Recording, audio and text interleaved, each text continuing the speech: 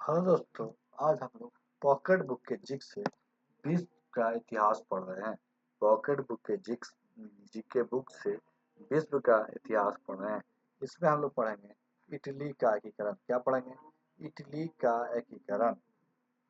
तो हम लोग देखते हैं इटली के एकीकरण के बारे में।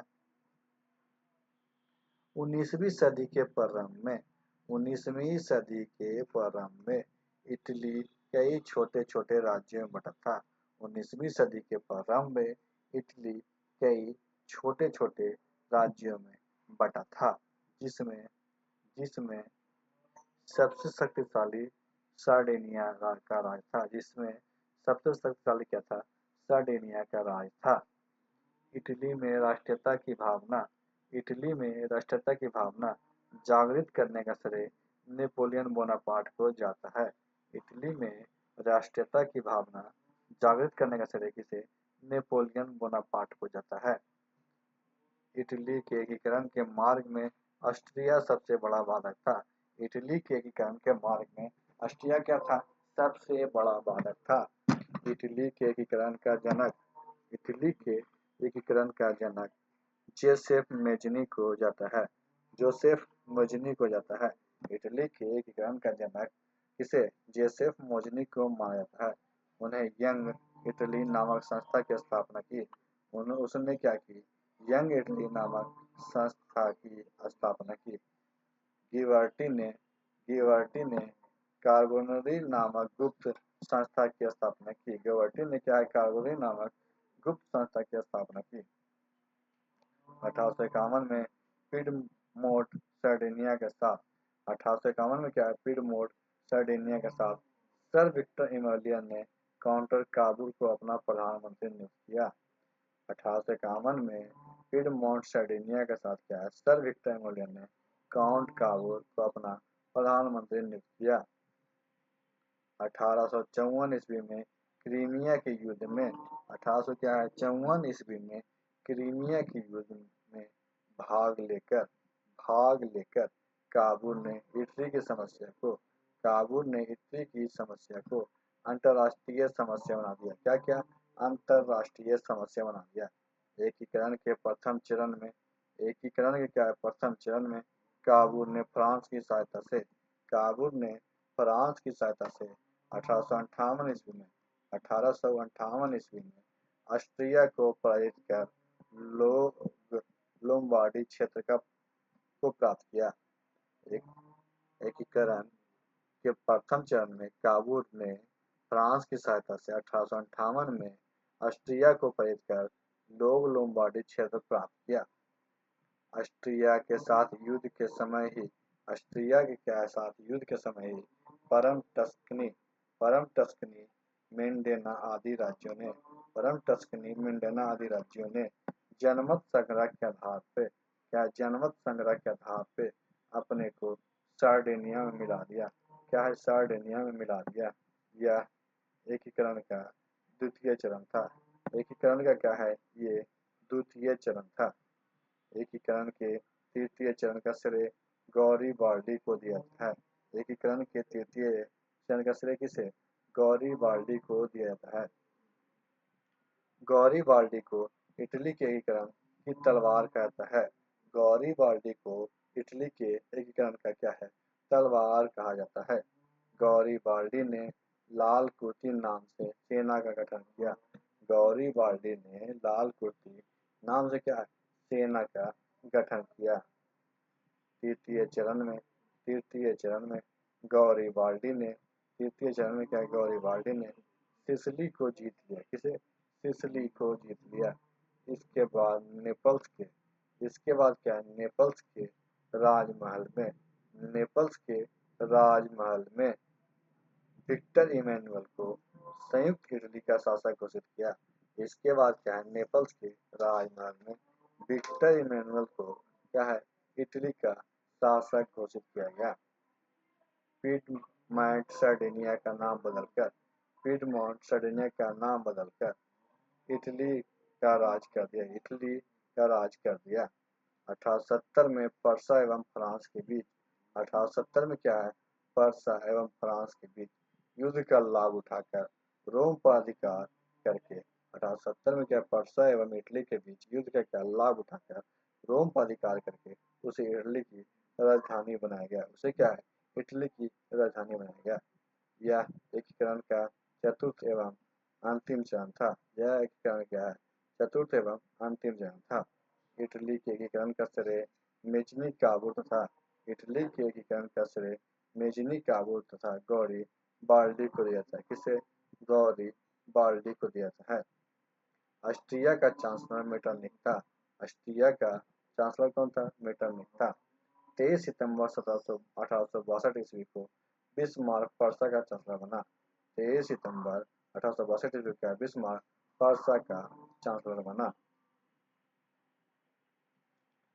विलियम प्रथम ने बिस्मार्क को बाजीर कहा था। विलियम प्रथम ने क्या क्या, बिस्मार्क को बाजीर कहा था। सोडेवा के युद्ध में 1866 ईस्वी में सोडेवा के युद्ध 1866 में ऑस्ट्रिया ने पर्सा के आगे आत्मसमर्पण कर दिया। अब हम लोग देखते हैं जर्मनी का एकीकरण। क्या देखते हैं, जर्मनी का एकीकरण। जर्मनी में राष्ट्रीयता की भावना, जर्मनी में राष्ट्रीयता की भावना जगाने का श्रेय नेपोलियन का है। जर्मनी में क्या है, राष्ट्रीयता की भावना जगाने का श्रेय किसे, नेपोलियन को है। नेपोलियन ने छोटे छोटे राज्यों को मिलाकर नेपोलियन ने छोटे छोटे राज्यों को मिलाकर 39 राज्यों का एक संघ बनाया। क्या है, 39 राज्यों का एक संघ बनाया, जो राइन संघ, जो राइन संघ कहा जाता है।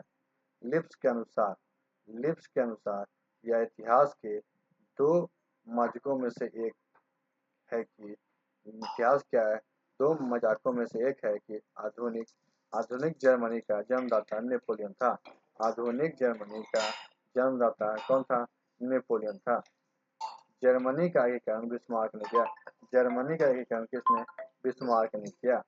बिस्मार्क पर्सा के शासक विलियम, बिस्मार्क क्या है, पर्सा के शासक विलियम।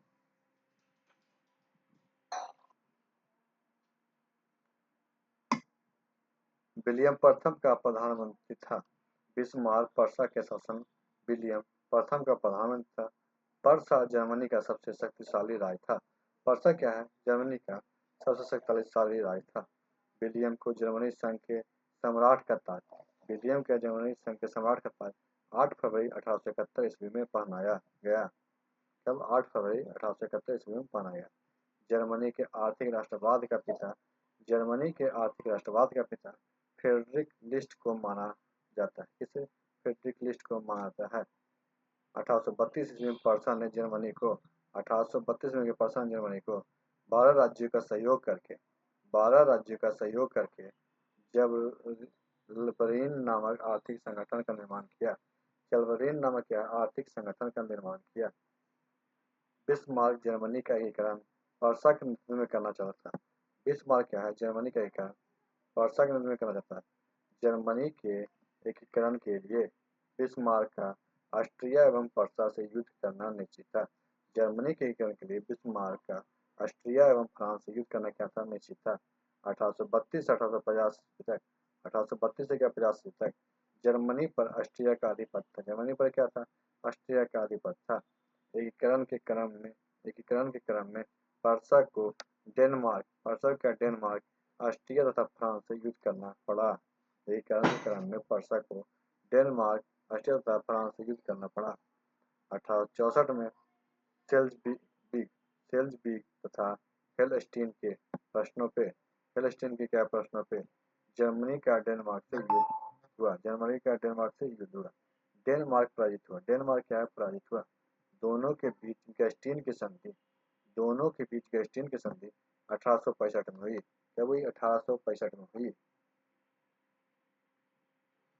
अपनी कूटनीति से बिस्मार्क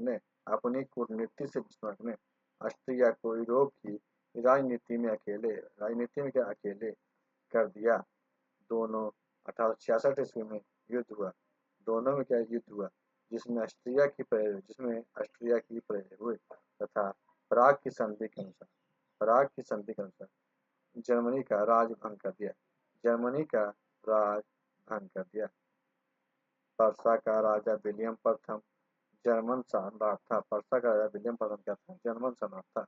उसे केसर की उपाधि, उसे क्या है, कैसर की उपाधि से विभूषित किया गया। विलियम प्रथम का राज्याभिषेक प्रसिद्ध वर्साई के महल से संपन्न हुआ। विलियम प्रथम ने बिस्मार्क को बाजीगर कहा था। बिस्मार्क के लौ एवं रक्त की नीति का अनुसरण करते हुए बिस्मार्क के क्या लक्त एवं रक्त नीति का अनुसरण करते हुए जर्मनी का एकीकरण कर दिया।